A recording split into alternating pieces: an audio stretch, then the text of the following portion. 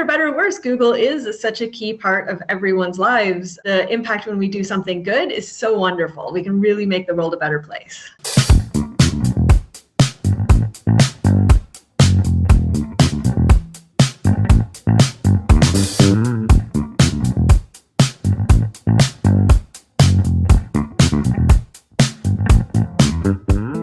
I'm Sparky. I'm a site reliability engineering manager at Loon, which is an Alphabet subsidiary. Alphabet's the parent company of Google, so that's probably the name brand you know. And as a site reliability engineer, our job is to make sure that the systems and services are available to our users 24/7. And that involves not only responding to outages in real time, that's the stressful part of our job, but the majority of it's actually planning for and engineering around those outages, putting in redundancy, self-healing systems, monitoring, and other tools to help make it easier for engineers and the engineering teams to handle a system which has to rely on physical limitations, network outages, and all of the crazy things that can happen to the internet.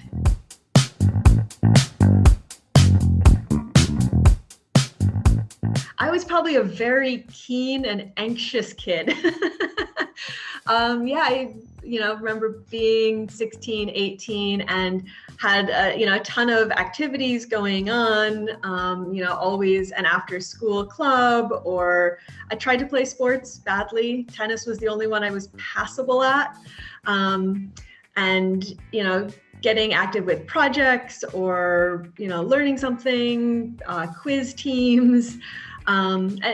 Keeping, a good active social life as well, because I think that's important for your mental health. But I kind of knew early on that I wanted to work in tech.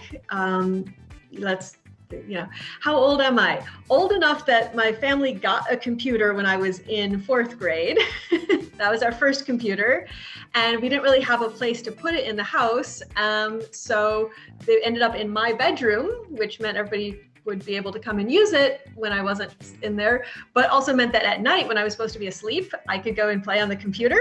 And I just loved that because I love the sense of control that having a computer and being able to change it gave me. First it was just playing games, but realizing that I could kind of hack around the limitations on the games. And these were very basic. This is nothing complicated. This is like a little side scroller, but learning the cheat codes are like, hey, there's a point here where I can save stuff. What if I save different stuff and make patterns with the names of the saved files? Like just silly things like that, and wanting to learn more about how that could change, and I could control those things.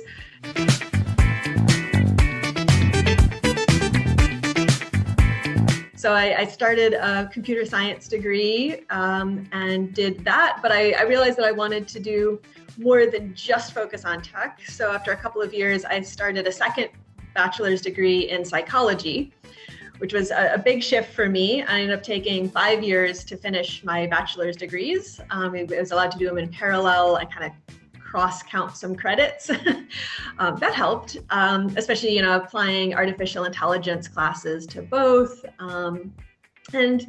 At that time, I thought I would go into something like human-computer interactions. How does somebody use a computer? What does the user interface look like? How does the flow of steps through a software program work?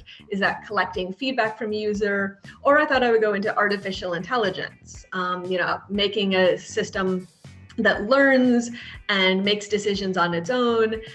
I realized that the first one of those is actually a lot more complicated. Human-computer interactions usually requires a lot of design skills and artistic ability, which I don't have, and also depends on a back-end systems working correctly and integrating with it.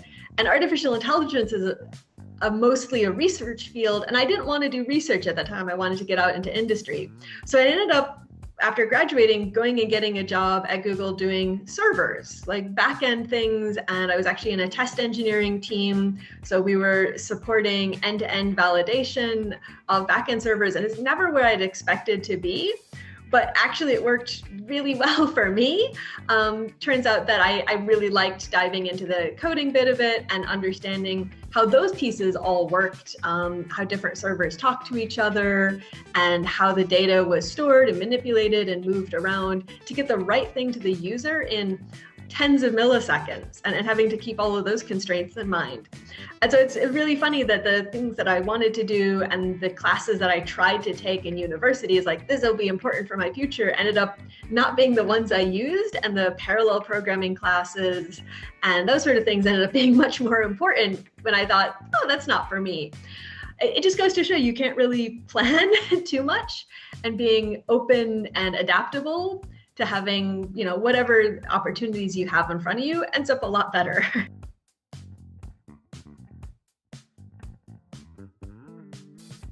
I mean, there's a lot of mythology around it as well, and most of it is true. You know, it's an absolutely amazing place to work. I've been there for 15 years. So the scary part is I don't have a lot of comparison. You know, I did some internships and then I started right out of school. And what keeps me at Google is there's simply amazing coworkers. You know, we hire really brilliant people and we have really interesting challenges to solve. So from day to day, there's always some new problem or way to look at a service or a product that we hadn't thought about before. And the collaborative nature of working with these smart people who want to solve these interesting problems, who get really excited to get up on a whiteboard and break it down and go, what if we tried this instead? Or brainstorming, just so some really novel things. And, you know, we see like the really crazy moonshots, the self-driving cars and that sort of stuff. But even in things as simple as the advertising technology, there's tons of really groundbreaking and interesting uses of that code. And that's what I love about it, that we get to pull those things together in a fun team way, and make changes to code that and technology that affects millions of people.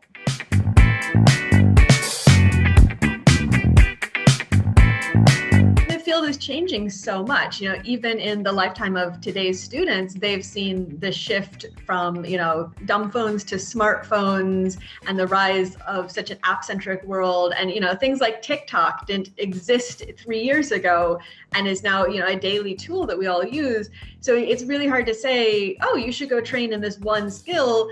That's not going to last you for 30 or 40 years of a career. That's, you know, one tool in a toolkit that you're going to have, but making sure that you're getting really generalist skills you can apply to a lot of situations, as well as learning the ability to pick up new skills really quickly and apply them without needing to know everything underneath the hood is going to be a lot more important. So yeah, definitely pick up like one of the big programming languages, you know, Python or Java or something like that.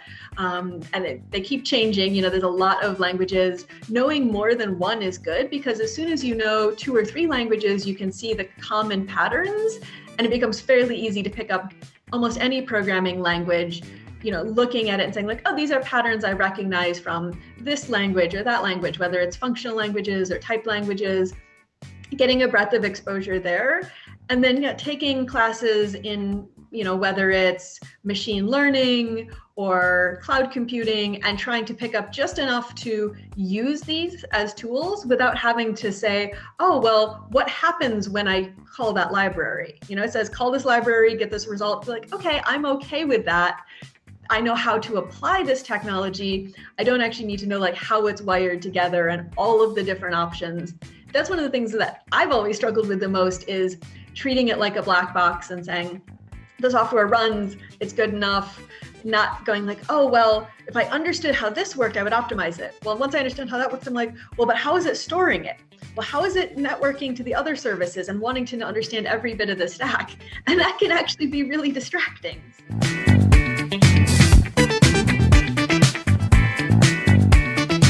That companies are aware of the need to change. They're not always aware of how to change, and their culture might be lagging a little behind the efforts that they're making. You know, we see a lot of stories in the news of companies that hire, you know, top talent and then not use it effectively, or don't have programs to support them. So you end up isolated as the only Black engineer, or, you know, you want to focus on projects that actually help the Black community and there aren't any. That's, a gap that I think is still being addressed within these companies. They're trying to solve the pipeline, and then they're like, oh, we'll get to the culture and the environment later. I think it will get there. I think it will take a few iterations. And so that is one thing I would say to students is there will be times where it sucks.